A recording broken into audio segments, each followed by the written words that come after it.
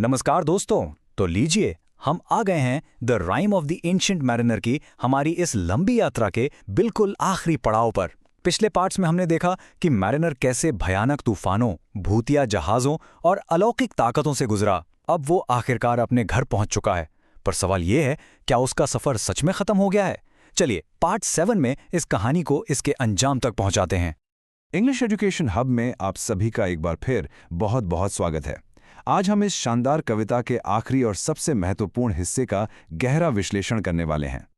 तो मैरिनर अपनी जमीन पर वापस आ गया है, लेकिन जरा सोचिए, क्या सिर्फ जमीन पर पैर रख देने से सफर खत्म हो जाता है, या फिर उसकी असली परीक्षा, उसकी असली पीड़ा तो अब शुरू होने वाली है? यही वो सवाल है जो पार्ट 7 के बिल्कुल केंद्र में है, और इसका जवाब हमें बहुत जल्द मिलने वाला है। कहानी हमें सीधे मैरिनर के घर, उसके अपने बंदरगाह पर ले आती है। लेकिन ये कोई जश्न का माहौल नहीं है। उसका जहाज एक कंकाल जैसा दिख रहा है और हवा में एक अजीब सी डरावनी खामोशी है।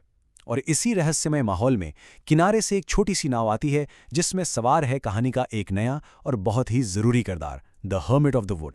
अब यह हर्मिट कोई मामूली इंसान नहीं है। वो जंगल में रहने वाला एक पवित्र साधु है, जिसकी आवाज में बहुत मिठास है और जिसे दूर दूर से आए नाविकों से बातें करना, उनकी कहानियां सुनना बहुत पसंद है। मैरिनर के लिए, जो अपने पाप के बोझ तले कुचला जा रहा है, ये साधु उम्मीद की आखिरी किरण जैसा है। उसे लगता है कि शायद यही वो इंसान है जो उसे उसके गुनाह के एहसास से आज़ादी दिला सकता है। तो इस छोटी सी बचाव वाली नाव में 3 लोग हैं जो उस भूतिया जहाज की तरफ बढ़ रहे हैं। पहले हैं वो पवित्र हर्मिट, जो विश्वास और आस्था का प्रतीक हैं। दूसरे हैं पायलट, जो दुनियादारी और तजुर्बे का प्रतीक हैं।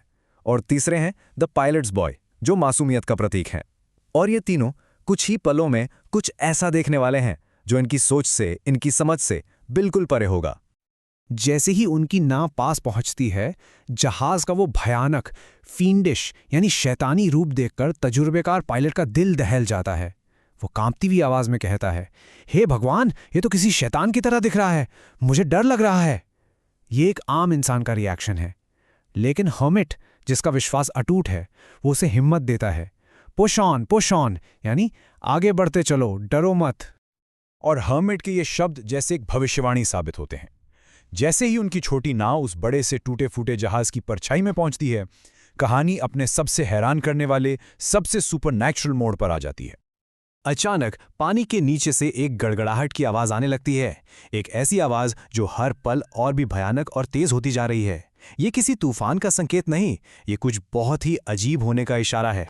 और फिर एक जोरदार धमाके के साथ वो आवाज समुद्र को चीरती हुई जहाज के नीचे तक पहुंचती है। और पलक झपकते ही वो जहाज, जिसने इतनी लंबी भयानक यात्रा की थी, वो शीशे की तरह, लाइक लेड, बिना कोई निशान छोड़े सीधा समुद्र में समा जाता है। ये सिर्फ डूबना नहीं था, ये गायब होना था, जैसे प्रकृति ने अपना आखिरी जबरदस्त न्याय कर दिया हो।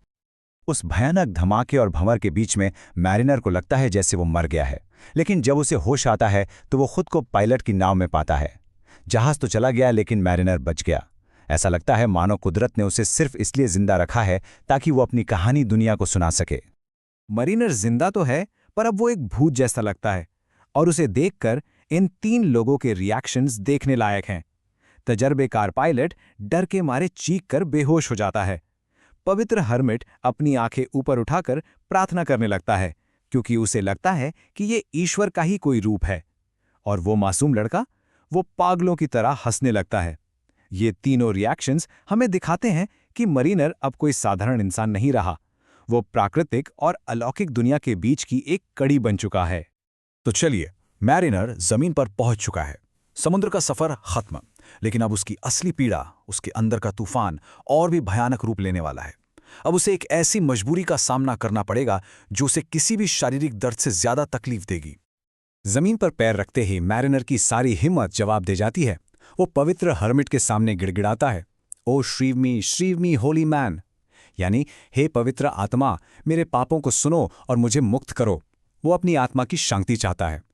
लेकिन हर्मिट भी उसे देखकर हैरान है और पूछता है, जल्दी बताओ, तुम आखिर हो कौन? यहां श्रीव शब्द को समझना बहुत जरूरी है। ये एक बहुत पुराना शब्द है, जिसका मतलब सिर्फ माफी मांगना नहीं होता। इसका मतलब है अपने पापों को स्वीकार करना, उनके लिए प्रायश्चित करना और फिर आत्मा की शुद्धि पाना। मैरिनर सिर्फ माफी नहीं बल्कि अपनी रूह के लिए एक इलाज ढूंढ रहा है। लेकिन इससे पहले कि हर्मिट उसे पाप मुक्त कर पाता, मैरिनर का अपना शरीर ही उसे सजा देने लगता है। उसके अंदर एक असहनीय दर्द, एक वोफुल एगनी उठती है। ये कोई बीमारी नहीं है, ये उसके पाप का बोझ है जो उसे अपनी कहानी सुनाने के लिए मजबूर करता है। और जैसे ही कहानी उसकी जुबान पर आती है, वो दर्द गायब हो जाता है। उसे कुछ देर के लिए आज़ादी मिल जाती है। और यहीं हमें मैरिनर की असली सजा का पता चलता है। उसकी यात्रा खत्म नहीं हुई है। अल्बाट्रॉस को मारना तो एक पल का काम था, लेकिन उसका प्रायश्चित वो जिंदगी भर चलेगा। ये एक ऐसा श्राप है जो उसे हमेशा एक जगह से दूसरी जगह भटकाता रहेगा। उसकी जिंदगी अब एक कभी ना खत्म होने वाले चक्र में फंस गई है। किसी भी वक्त अचानक वो दर्द लौट आता है। उसका दिल अंदर ही अंदर जलने लगता है और उसे अपनी कहानी सुनाने की जबरदस्त इच्छा होती है। उसकी आंखें अपने आप उस इंसान को पहचान लेती हैं जिसे ये कहानी सुननी है। वो अपनी भयानक दास्तान सुनाता है और कहानी खत्म होते ही उसे कुछ वक्त के लिए शांति मिल जाती है, बस अगले दर्द के आने तक। तो आखिर सवाल ये उठता है कि इस पूरी भयानक कहानी का, इस कभी ना खत्म होने वाली पीड़ा का मतलब क्या है? मैरिनर ने उस वेडिंग गेस्ट को क्यों रोका और उसने हमें ये कहानी क्यों सुनाई? जवाब अब हमारे सामने है और यही इस कविता का सबसे महान सबक है। इन पंक्तियों को बहुत ध्यान से सुनिए। ये पूरी कविता का दिल है। सबसे अच्छी प्रार्थना वो करता है जो ईश्वर की बनाई हर छोटी बड़ी चीज से प्यार करता है, क्योंकि जिस प्यारे ईश्वर ने हमें बनाया है उसने ही उन सबको बनाया है और वो उन सबसे प्यार करता है। संदेश बिल्कुल साफ है। सच्ची भक्ति किसी पूजा पाठ में नहीं बल्कि प्रकृति के हर जीव के लिए प्यार और सम्मान में है। और इस महान सबक का सुनने वाले पर क्या असर होता है? वो वेडिंग गेस्ट जो शादी के जश्न में जा रहा था, अब इस कहानी को सुनकर कैसे बदल जाता है? इसका असर बहुत गहरा और हमेशा के लिए रहने वाला है। शादी के शादी में नहीं जाता, वो हैरान स्तब्ध होकर वहां से चला जाता है और अगली सुबह जब उठता है तो वो एक sadder and a wiser man बन चुका होता है। सैडर यानी ज्यादा दुखी, क्योंकि उसने दुनिया के उस दर्द को महसूस कर लिया है जो हम एक दूसरे को और प्रकृति को देते हैं। और वाइजर यानी ज्यादा बुद्धिमान, क्योंकि अब वो जिंदगी का सबसे बड़ा सच जान चुका है कि प्यार ही सबसे बड़ी प्रार्थना है। तो आइए इस आखिरी हिस्से के मुख्य बिंदुओं को एक बार जल्दी से दोहरा लेते हैं। मैरिनर की घर वापसी और उसके जहाज का अलौकिक तरीके से नष्ट हो जाना, उसे एक दर्दनाक श्राप मिलना कि उसे हमेशा अपनी कहानी सुनानी पड़ेगी, और सबसे जरूरी वो सबक कि ईश्वर की हर रचना से प्यार करना ही सच्ची प्रार्थना है। और अंत में वेडिंग गेस्ट का बदलना, जो हमें ये दिखाता है कि ये कहानी किसी भी सुनने वाले को हमेशा के लिए बदल सकती है। उम्मीद है कि the rhyme of the ancient mariner का ये विश्लेषण आपको पसंद आया होगा। ऐसे ही और साहित्यिक विश्लेषण के लिए हमारे चैनल को सब्सक्राइब करें। देखने के लिए आपका बहुत बहुत धन्यवाद।